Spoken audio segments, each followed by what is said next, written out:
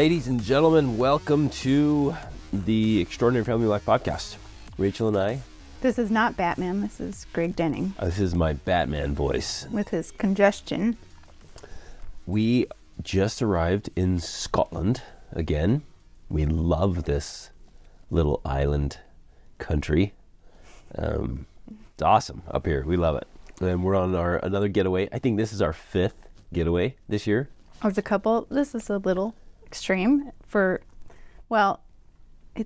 we don't usually have this many couples getaways in a year. But we always... It's been awesome. We always I've loved it. Do get away multiple times, but 5 this year has been... It's been a lot. Magical, man. It's just been awesome. Extreme in a good way. We weren't, we didn't set out at the beginning of the year like we're gonna get away a lot. It just worked out. It's worked out wonderfully well. So it's been so fun, and we were just basking in it today, talking about how fun it is, the food and the shopping in new places, and just getting away to just enjoy each other's company and talk without interruption. Celebrate our marriage. Fun stuff. Oh, it's so awesome, so awesome. But one of the things we were talking about, and this is what's fun because we just talk about all kinds of things. We philosophize and just discuss so much. And one of the things that we were discussing today is how there's this really crazy dichotomy, and it's so challenging to understand and even more challenging to practice. And it's this idea of intensely wanting something and yet being somehow detached from the outcome. Right. So it's, we were joking about it. It's kind of like wanting it and not caring if you get it in a weird way. Right, exactly. And yet it is the very approach or strategy that we have used for, I would say probably at least 18 years for achieving big dreams and goals, parenting our kids,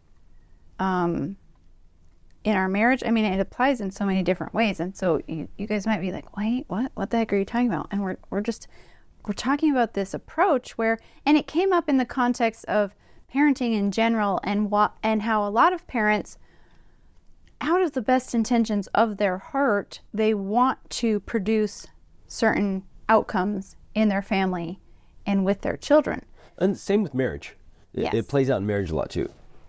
And unfortunately, what ends up happening is that because they are so determinedly attached to that outcome, their approach becomes very controlling and sometimes domineering. Or abrasive or tyrannical or authoritarian. Yeah. I guess that's the point. With best intentions. With really good intentions and being a really good person, if you're too attached to it, you become the tyrant. It goes in one of those directions. Mm-hmm. Because the attachment to the outcome is so intense that it actually warps into something abrasive or... Well, it actually becomes the opposite of what you're trying to achieve, essentially. Because of your control to try and create a certain outcome, your kids turn out the exact opposite of what you wanted. Exactly. Right? You collude in creating here, a perfect example is you want a wonderful relationship with someone. And so you're so attached to that, and you try so hard that you end up over trying and overdoing it somehow. Right. And so then that person only wants distance from you. Yes. And this happens in the parent-child relationship, and we've seen it a lot. And marriages too. Yeah, totally it does. And so what you have to do, and this is what's crazy, because we get on this podcast and we give this parenting and marriage advice, and yet we know that there's so many layers to it, and we're not always aware of the layers we haven't told you about yet, right? And so as we were talking about this even today, we were sitting in the airport in Portugal waiting for our flight to Edinburgh, and we were talking about it, and I said, you know what? We have really adopted this approach, and it's been a part of our way of doing things for so long now, and I think it's an integral, critical piece for achieving the outcomes we have achieved, whether that's in our marriage or in our parenting or in our life, business, you know, all of the travel that we've done, all of the big adventures, all of the big goals we've achieved. We've had this approach as the basis of it, and it's made a huge difference. And so it's difficult to kind of articulate exactly what it is, but I know where we picked it up, and we picked it up years ago when we were listening to Wayne Dyer books. Like, we got into Wayne Dyer a long time. He's since passed away. If you don't know anything about him, he was an author, kind of a new age, spiritual type metaphysical author. And I just remember him saying or teaching that you had to be detached from the outcomes. And I remember, I can vividly remember listening to him say that and thinking, what? How does that even work? Yeah. Well, and at first you thought it was weird. Yeah. Because he was talking about, like, you have to want it, and then you have to be detached from it. You have to want it without wanting it. Yeah. And I'm like, what are you talking about? What a weirdo. Yeah. Like, how do you want something without wanting it? Yeah. Or how do you desperately want a goal, but you're completely detached from whether you get it or not? Or how do you, when add to that, like manifesting or The Secret or things, like, how do you attract something without being attached to actually receiving that thing? Right. And even while we're talking about it, we recognize it sounds strange, it sounds really weird, and yet we know it's been a very important piece of the entire puzzle, right? We've been able to create what we have because we have this essentially detachment. We care, but we don't care, right? And yet, what's interesting, and those of you, you know us, and if you've been around us or spent time with us, we're extremely intentional about every aspect of our lives. We are very optimized. Every aspect. And we're very organized and very deliberate. And strategic. We want our life to be extraordinary, every part of it. So mental, physical, emotional, spiritual, social, financial. We are deliberate about crafting it in a way that's awesome, that aligns with our dreams. And when we set our sights on something, we get after it.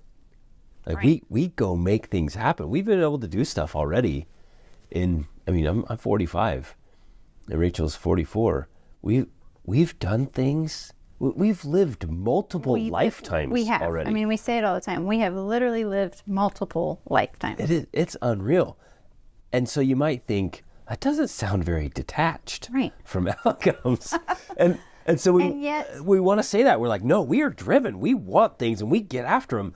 And yet we do. We have this sense of detachment that what it does is it prevents us from getting tyrannical or authoritarian or controlling or crazy. And I know, at least from my perspective, it prevents me, at least it reduces the amount of stress or worry or anxiety or, all of those negative emotions that can be attached to trying to force certain outcomes. It reduces or eliminates that because we practice this sense of detachment. That's such a great insight right there. Well, and it's also very... I want to emphasize what you're saying, though. Like the stress, the worry, frustration, disappointment, it almost like your white knuckle. Right. You're squeezing onto something like, I'm going to hold on to these kids. And you get sick and you get worried, and you get intense. And everyone around you feels that energy. They're like, oh. It's like, oh my gosh. And I've noticed this. Okay, this is a cool example. You get around some of the most competent go-getters. Not the like, you can tell the difference. The ones that are they've gone too far, and they are the authoritarian driven, just crazy. You're like, it's too much. The success at all costs. Yes, yes, people. like, that's a great I'll example. Sacrifice my family. Everything goes. I'm going all in. It's everything. That's too far. But then you come back a little bit, where you meet these balanced people and you get around them. So, and I personally know some warriors, like they do, when it's time to go, they go.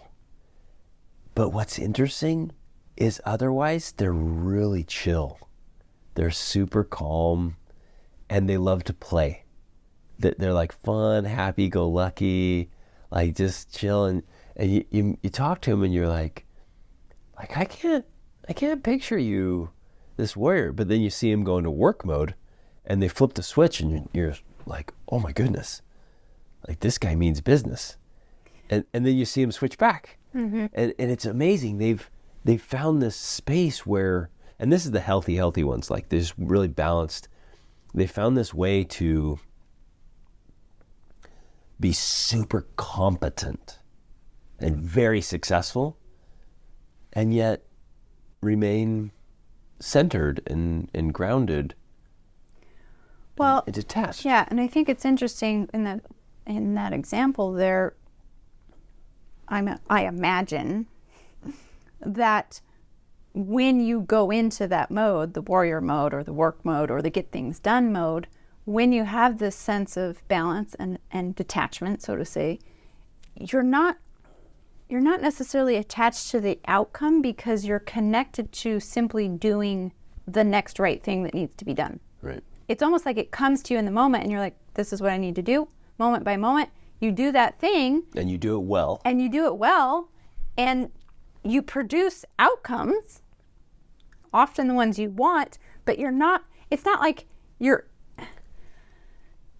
trying to force this one thing. Right. You're just taking it moment by moment. Which I think is such an important distinction. I'm glad you articulated like that, because in that scenario, you're more focused on doing the next thing well. Right.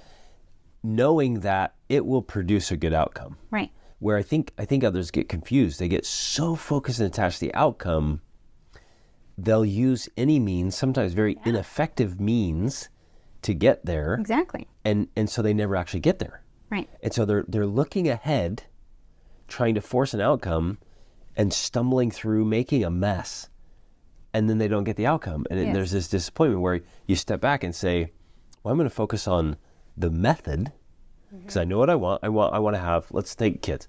I want to have an absolutely world-class relationship with my kids who have become superb human beings. They are just succeeding as adults. Mm-hmm. That's the end vision. And they're raising great kids. Like that's the end goal. I'm not gonna work on that. Right. I'm gonna work on today. Yes. And so I'm gonna know, well, in order to get there, I've got to make sure that today really is special. And so I'm gonna do today really well. Well, yeah, I like that. You focus on the method and you focus on the moment. Yep.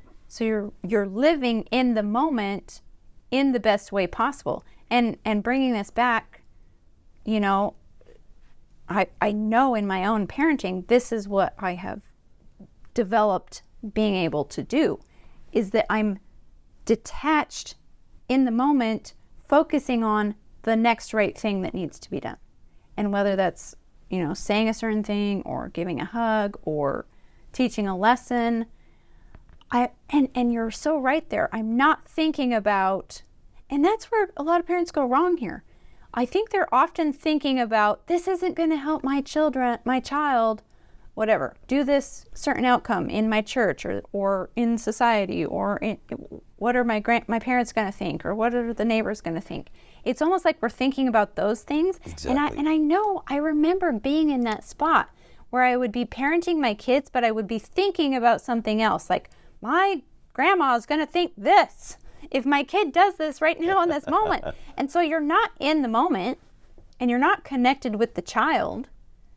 So you're thinking about something else. You use ineffective methods in that moment because you're thinking about something else. You're attached to some other, I want people to think of me this way. Right. I want people to see my children. I want to be seen as, And so then we yell and we spank and we ground and we scold and insult and control and we try to force obedience. Mm-hmm.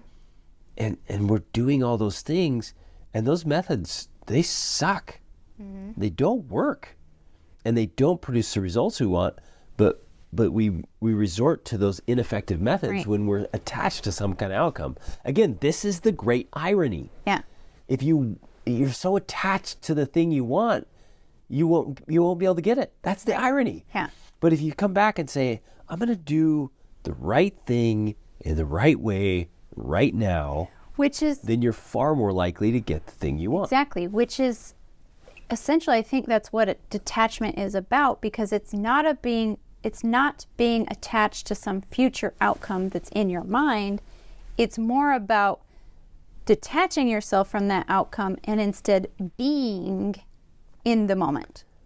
Like, you're focusing on a way of being, not on a way of doing or a way of achieving or a way of creating, right? It's just about being your best self in that moment and connecting with the person you're with, whether that's your spouse or your child or whoever. You're being in the moment with them, and you're intuitively listening to what is the right thing. I want to use this example because in my mind, I think it's a great example. And I see it all the time. And it has to directly do with music and, well, teenagers often, but, music for all children. And in the goodness of their hearts, parents will often try to control the music that their children listen to, because they think, attached to an outcome, if my children listen to the wrong kind of music, they're going to do XYZ thing that I don't want them doing. Which is pretty accurate. Which is grounded in truth. Yeah, there's good reason to be concerned about what your kids listen to. But where I have seen this go wrong is that because of that fear, again, they're attached to this outcome. I don't want my children to turn into some gothic, weirdo or whatever, whatever their fear is that they're going to become because of it. They're thinking about that while they're in the moment trying to control their child's music choices. Exactly. So what happens is it backfires. It backfires because then they make music a battle instead of teaching them to make their own choices about music and to teach them how to make good choices. Yes. And I want to point this out, and then I'll let you talk. Because I've noticed this, and I've noticed this in myself. I've paid attention to the music my kids listen to, but more importantly for me, I pay attention to how it makes them feel, not me. And I think that's an important distinction because I have more life experience, because I have more awareness of the nuances of things, I can give meaning to music that my children would never give to the music. They would never give the same interpretation that I do because they don't have the same experience. That can actually be really good teaching moments and lead to great mentoring. It can. Yeah. It also, and I found this to be true depending on the circumstance. Sometimes a kid will listen to a song, they listen to it once and that's it. They never listen to it again. In those cases, I usually just let it go. I never even bring it up. Yep. Now, if it's a song they start listening to over and over again, I'll bring it up and oh, did you know? Or maybe they even ask me sometimes. They do. They'll come up and be like, what does this mean? And I'll be like, oh, well, that actually means this, And then it's a reference to a drug, or it's reference to some kind of sex. Or So for one thing, it becomes a conversation piece to help them learn about the world without actually going out and learning about it. And you guys, we handle this with total diplomacy and tact. And we'll make it fun or playful. We have a great relationship with our kids, and we're teaching them. So we're not, okay, I guess there's an important distinction. Teach, don't tell. Mm-hmm. It's such an important distinction. If you're just constantly telling them, it won't work. Right. They'll just resent it. Teaching becomes even more powerful when your children come to you asking questions. That's why I'll often let them listen to things.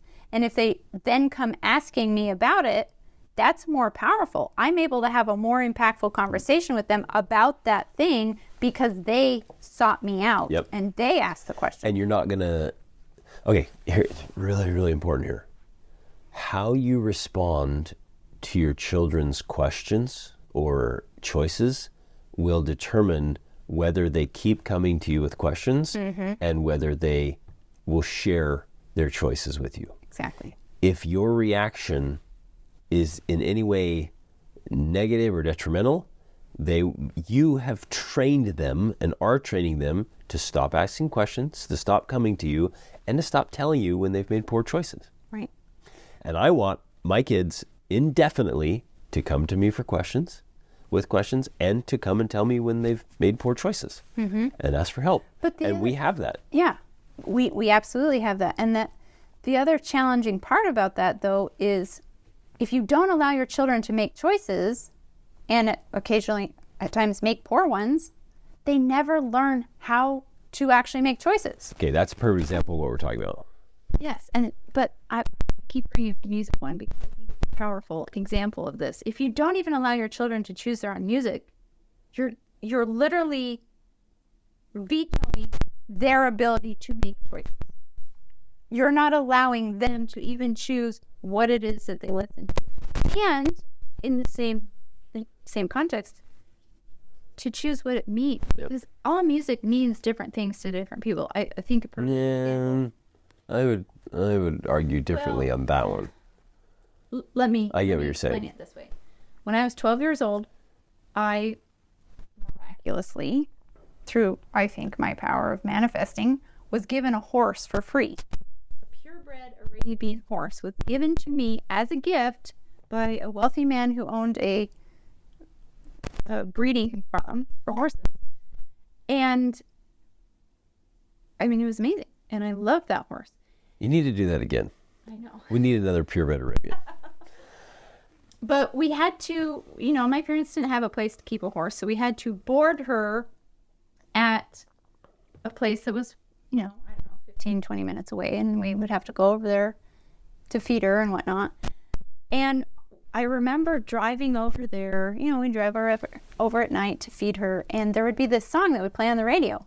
And I loved this song because it made me think of my horse. And, I thought, oh, this song is about me and my horse. I love it. And, the lyrics were something like, a few stolen moments is all that we have, blah, blah, blah.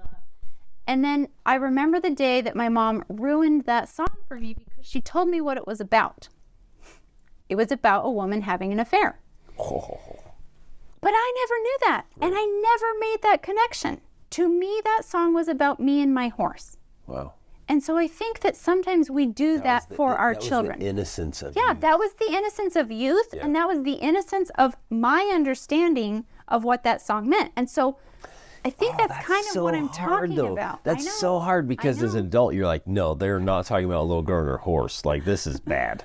This is a terrible message. I get it. So that's a tough situation. But that's why in some ways I'm like, I don't want to spoil the song for my kids. Yep. Now, granted, there are certain limits to that, Absolutely. But that's why I will often focus on how it makes my child feel more than on what meaning I give to it. Right. And what they're getting. Because in their innocence, they can listen to a song that is purely just fun. Yep. They just want to sing it and dance, and they know nothing about what it means, and that's okay. Yep. You don't have to spoil it for them and say, do you know that that's talking about this? How dare you listen to that kind of music? And yet, yes, you're absolutely right, 100%. And yet, especially with our older ones. Well, I think as they age and mature, then you can start having these conversations of actually this means. I'll do that. We'll listen to it. I'm like, man, this is such a fun song. Did you hear what they just said? They're like, what? I'm like, well, they said this. And either they know what it means, and finally you've just kind of like, hey, let's take the music away and let me just put this into a sentence. Somebody walks up and says this. Mm-hmm. What is that statement? And they're like, ooh. Yeah. Right? And okay, here's what's funny. We have a favorite song in our family that we listen to all the time. We love it. Oh man, part of it has such a crap message. And we know it, and we've talked through it, and I'm like, that is just the dumbest message. Like, dang, I love that song. And we'll put it on every once in a while. We're like, and we just shout it out, and it's the singer's just belting it, and it's just fun. And we'll put it on, all of us looking at each other like, ugh, why do they have to sing that dumb message and such a great song. But for the most part, we talk through this. So I love the music. I love, because it applies to food, it applies to friends, it applies to habits, what they watch, all of this stuff. It's a perfect example.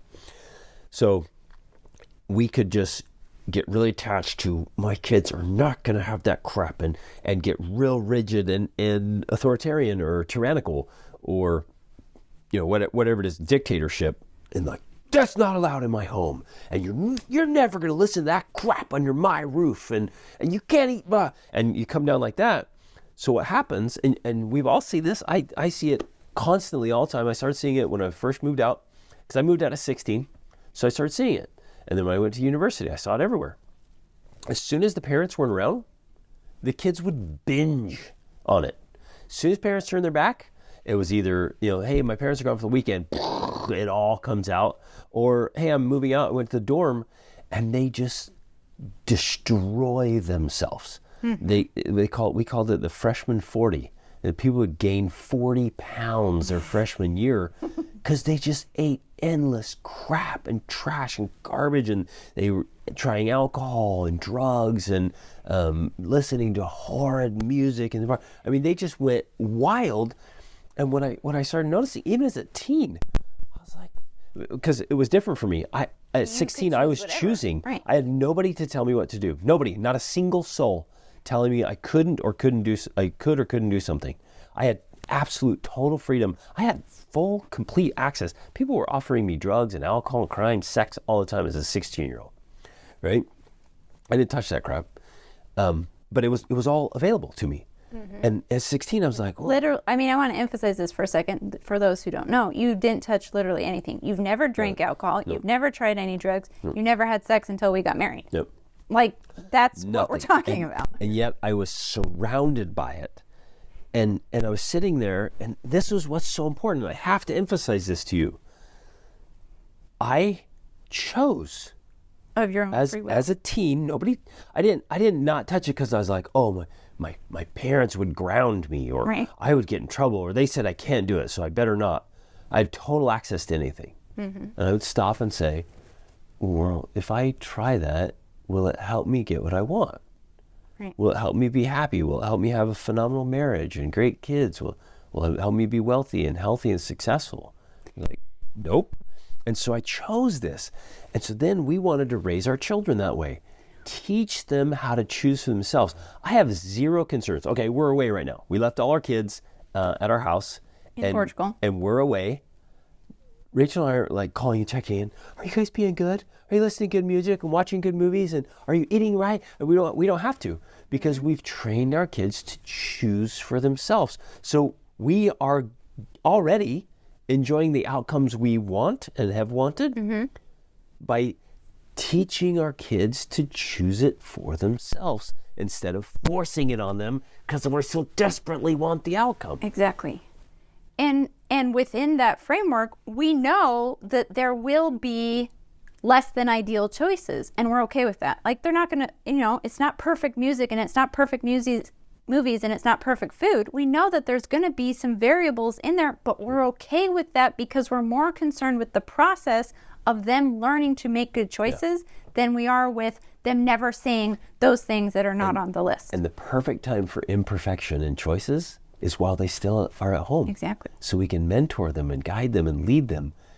And so they make a little choice, and you're like, hey, let's talk through that.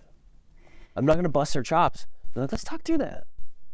And what about that? And like, is that in line with who you are as your best self, who you want to become? Right. And I feel that the challenge that so many parents face is that when they don't provide that space for their children to be able to do what you did, and to be able to have space to think, wait, is this what I want? Is this going to help me achieve what I'm trying to achieve? Without that space to go through that process, they can't learn how to do that. They can't learn how to make these decisions. And so all they're doing is doing what you told them to do until they're away from you, and now they can choose what they actually want, which they end up often choosing the opposite simply because it's what you don't want. Yep. And we've seen this time and time and time again with all of the people that we worked with.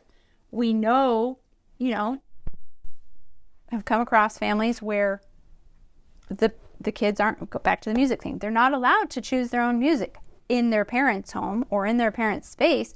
But as soon as their parents aren't around, they are listening to whatever they want to listen to, which is often what our kids are listening to. But the difference is, and think about this for a second, because I think this is important.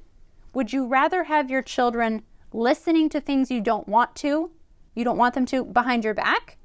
Or would you rather have them listening to things you don't want them to listen to right in front of you because they are willing to expose their choices?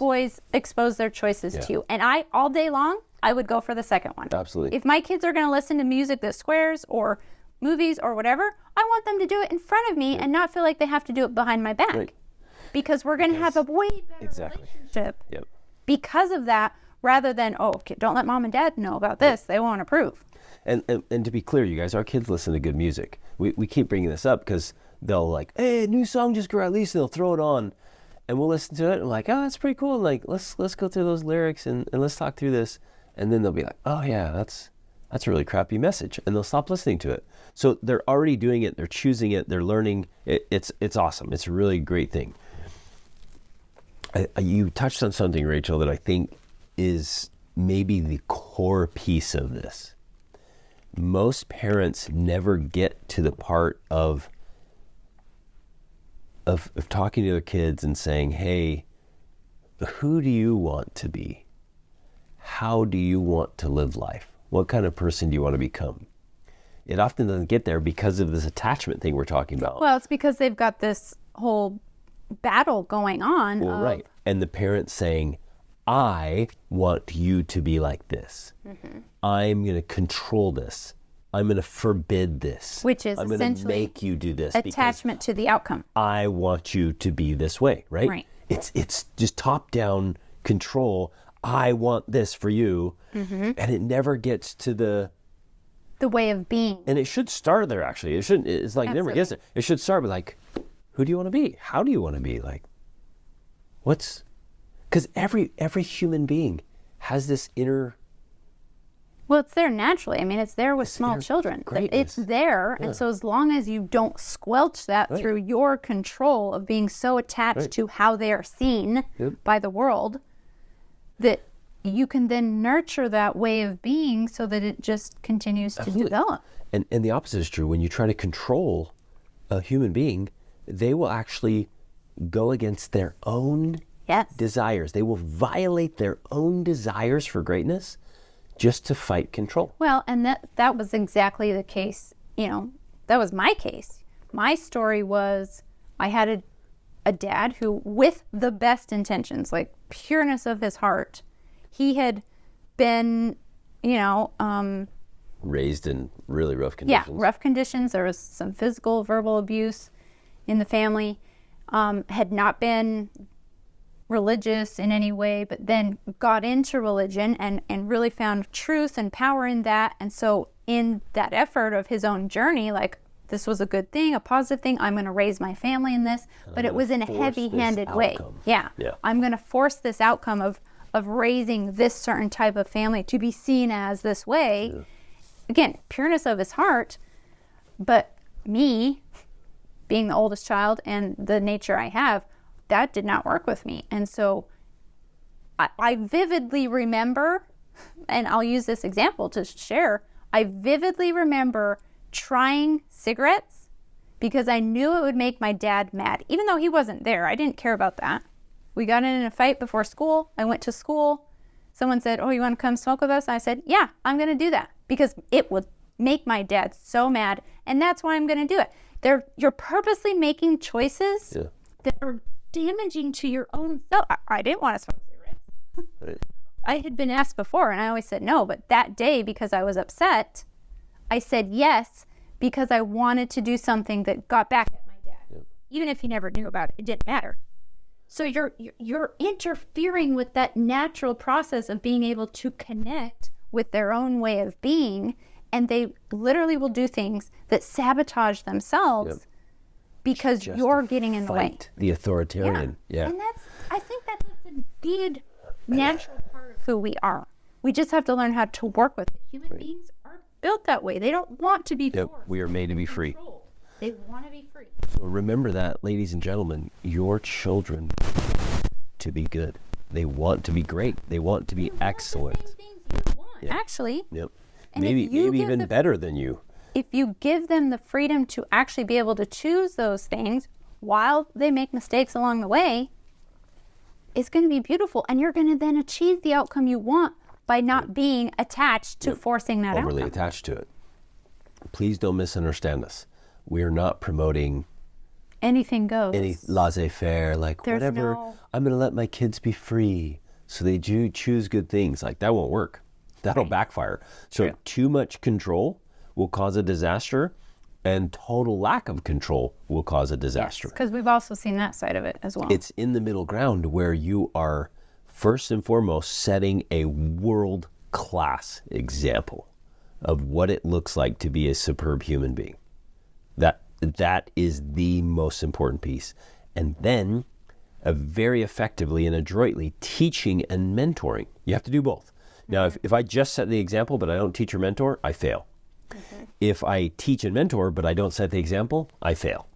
Because then you're a hypocrite. Yeah, exactly. So the only way this works is that I am a phenomenal example and I'm a really great teacher. Then it works like magic. And I think that the proof that it works like magic, and again, we share things from our personal lives simply as, I guess, for lack of a better word, proof that it works and that it can work. And right now, one of the things we were talking about today was the proof is that our oldest children so far come to us eagerly and willingly for advice still. And we know that this isn't common because we hear it. We hear it from other families. We hear it from people we work with, and we hear it all over the place. Children, it's normal for teenagers to stop coming to mom and dad for advice, and then that continues into their adult years. And yet all of our teenagers and our oldest children who are adults Who moved down already. still are coming to us for advice. Literally types of things like, I want you to approve of who I'm going to marry. I want you to, and this might sound weird. It's not in a weird way. It's not like we're a cult and, we get that on Instagram sometimes. Like, you guys are a cult. It's from usually strange people that have strange profiles, but you're like, okay, who's the cult here? But it's in a sincere, respectful way. Respect, yep. It's just respect. They completely know they're autonomous. They can make all of their own decisions. They make tons of their own decisions, but they love to have our input and Because we've feedback. earned it. Because we have earned that role in their life by not being controlling. We just offer advice when it's asked for. And all of our children, including those who've moved out, love to spend time with our family. Mm-hmm. And that stood out. That happened recently. We were at a training and they were asking, Parker what he was doing. He's like, oh man, I'm so excited going to spend time with my family. Mm-hmm. I'm so pumped. And he came over afterwards. He's like, dude, to have a 20-year-old kid talk about and just light up how excited he is to spend more time with his family. He's like, you guys have done a good thing. Yeah, and he's been at her house in Portugal for maybe 3 or 4 days, and he's told me 2 or 3 times, like, I am so glad to be here. I'm so glad to be with you guys. I mean, sincerely, they love it. They want to be with us. We all want to be together. Yep. And it's all because we have deliberately created this culture. This is kind of the point. We envisioned this when we started this journey. This is what we envisioned. And yet we were detached enough from forcing that outcome that we actually were able to create it. Exactly.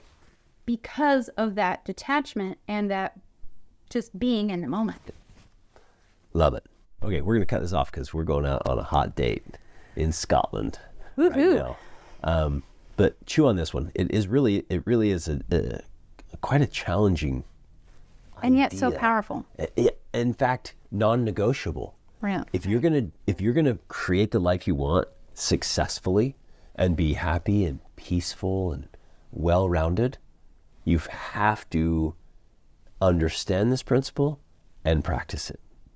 And it's challenging. You got to wrap your head around it and then start practicing it. And it can be tough. But if you don't get it right, then something always feels off. Mm-hmm. So make this one a reality. Work on it, study it, think about it, write about it, and practice it. Love you guys. Reach upward.